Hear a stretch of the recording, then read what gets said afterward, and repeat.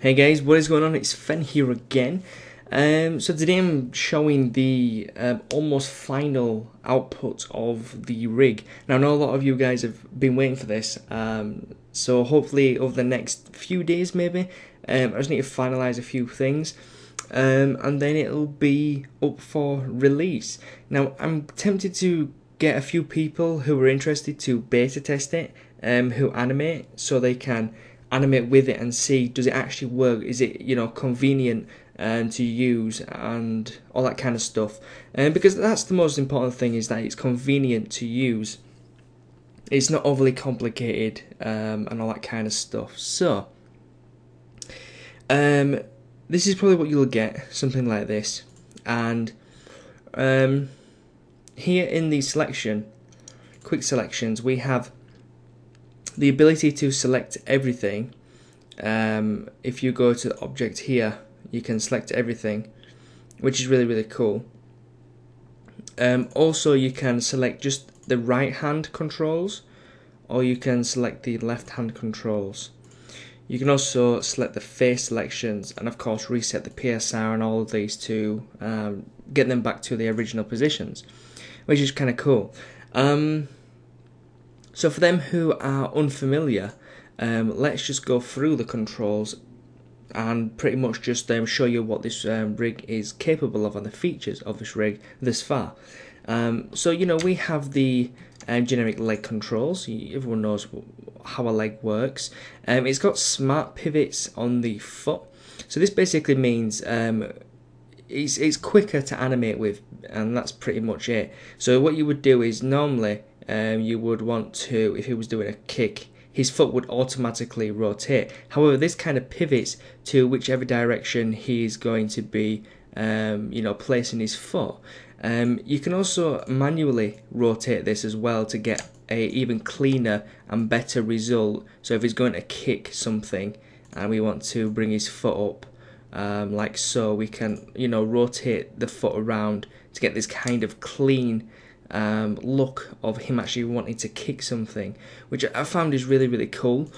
And of course the other foot does the exact same thing. You know, we've got cool feet. If you want to bring his foot back, all you would do is you just rotate his foot around. You know, nothing special, nothing too insane there. Now probably what you noticed there was when we bring his foot round and we reset the PSR, you can see we have an issue, and this is something to do with Cinema 4D. There's two ways to fix this. Now this only happens when you reset the PSR. When you're animating, you'll be going through frame by frame and you'll be creating keys, so you probably won't run into this issue. However, if you want to get the character back to its base pose like this, and you do use the reset PSR, all you need to do is click it twice and that'll reset everything. Alternatively, what you can do is reset PSR and then redraw the frame, and that will fix it as well. And the problem is, if you do this and you forget to do it and you render, it's actually going to show up in your animations. So make sure, if you are using the reset PSR, you just double tap it to fix that issue. So let's have a look at the, you know, the pelvis. I mean, it's pretty self-explanatory. This is what the character looks like. Can bring this down as well. It looks really cool. We've got the chest, of course, which we can rotate around. See, we get a pretty decent bend here in the chest and in the back as well. It looks really nice. The shoulders and head, of course, follow, because that is physics, you know. And the nice thing is that the face controls also follow as well, because ideally when you're going to be animating this character, you're going to be looking at his face anyways, in terms of a camera view or just anything really, because otherwise, you know, there's no need to animate his face. So that's why I've kept the controls at a pretty decent distance from his face, so you can actually use the controls. Now I'm going to go over these controls soon, because these controls took me quite a while to complete, and I think they're really amazing, to be honest. don't want to blow my own trumpet, but yeah, they are pretty damn awesome. Of course, we have the neck control as well, which again is just, you rotate around, blah blah blah. We all know these basic controls. Let's go to the hand control now. I'll just use one hand as an example. So we've got this little knob here, and this one will basically give you the option to have a closed fist, so you can have the original Minecraft hand if you wish, or you can bring it down and have the gap in between, so in case he's picking an object up and it's a closed fist, you can have this option. Not particularly new, but it's been around and it works well. We've got the arm, or should I say finger controls here, which will basically allow you to, whatever this is, sometimes the pivot here will go to a different location. I have no idea why that happens, but you can move it around.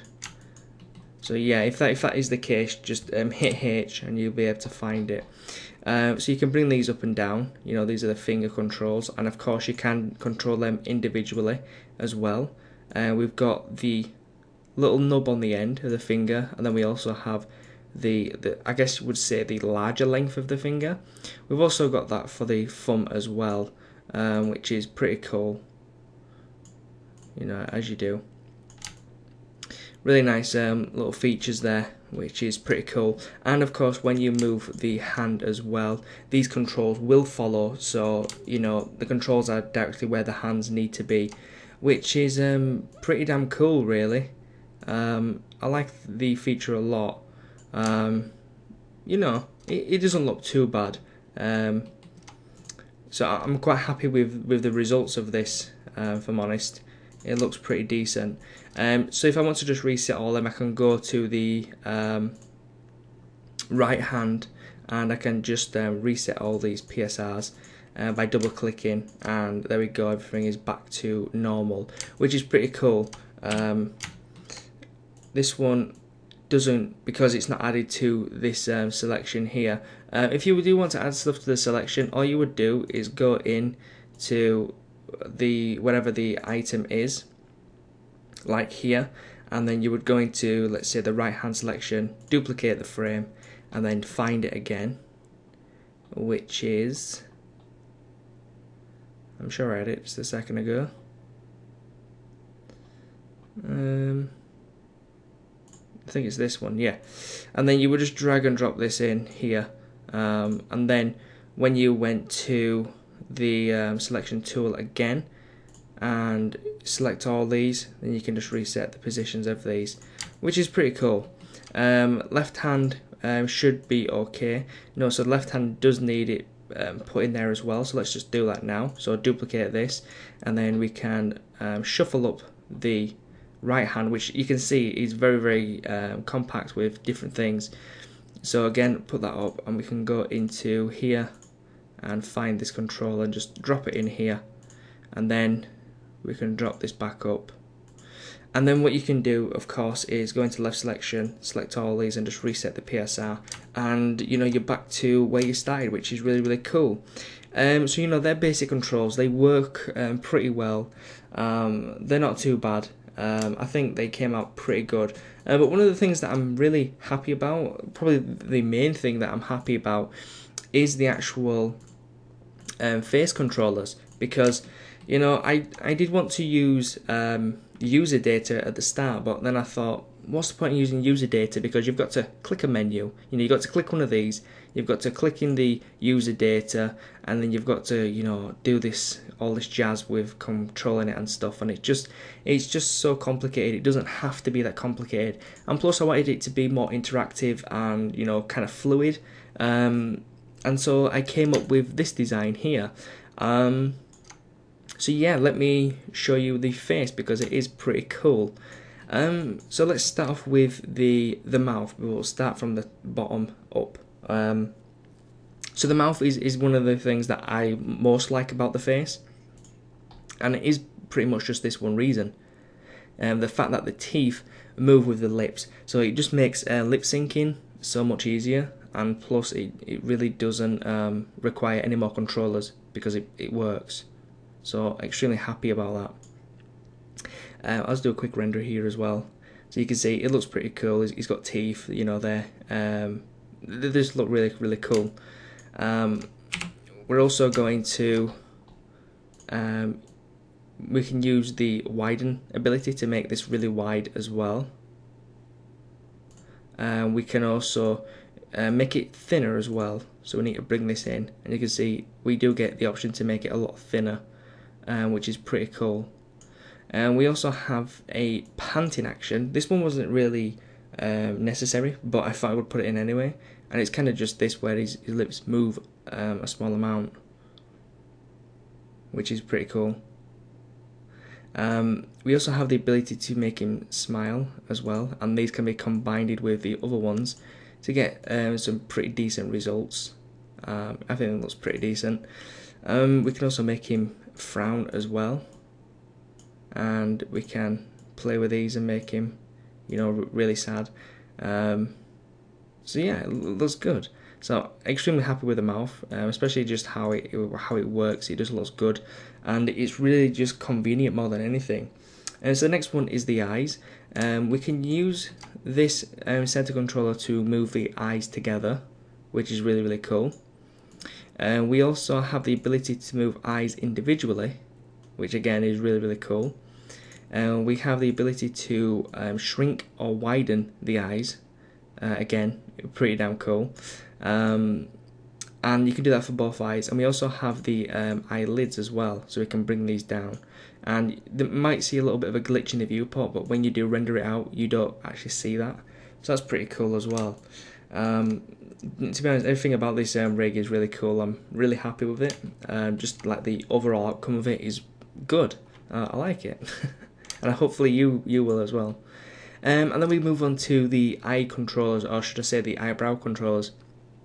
You know, once you start using the rig, I'm sure you will become familiar with which ones do what. They are color coded with green and red, being axes controls. So obviously the X is red and the Y is green, and the orange controls are basically mean sub controls, so they don't do anything in a specific axis, they just do something else. So this one will do the rotation of the eyebrows, which is kind of nice. And then we have the width of the eyebrows, because I know some people might just want bigger eyebrows, and of course you can do the height as well, so you can obviously mix and match these to do big eyebrows. And we also have the X position here, which is nice. And then we also have the Y position, so you can put these wherever you want. For example, with the eyebrows, you can have really wide eyes, so in that case you would want to bring your eyebrows up as well. And perhaps you might just want to bring the eyes up to kind of get this look. So if we just bring this up as well, and we can bring these down to the normal size, and yeah, so you know, you can have something like that, which is obviously a little bit different. If you want to have your character like that, of course it's your prerogative. But for me, I do like the character to have the Minecraft style eyes, which are 2 pixels by 1. So yeah, kind of cool. Of course you can do them so it kind of looks doped up. You know, this guy is stoned to the trees. So you know, we can bring his pupils down, and this guy is dilated. He's absolutely stoned, and yeah, he loves it. So you know, that's pretty much the controls overall for the face, and I think really they are really good in terms of you know, just convenience more than anything. And I can grab the face controllers and just reset all that back to the default, which again is really, really awesome. And just in convenience wise, it's really, really good. So let me know what you guys think of the rig. Let me know what you think I could improve on. What do you think is missing? And if you would want to beta test it, send me a PM about beta testing it. I'll talk to you on Skype. If you show me your channel and you actually do animations, then I'll send it to you over Skype. And yeah, that's pretty much it. So Thank you for watching, hope you enjoyed, and I shall catch you in the next episode. Make sure you hit the thumbs up on this video and share it with your friends, especially people who love Minecraft, and make sure you subscribe, because there will be other videos such as tutorials and all that kind of cool stuff that you guys enjoy. So thank you again, and I will catch you next time.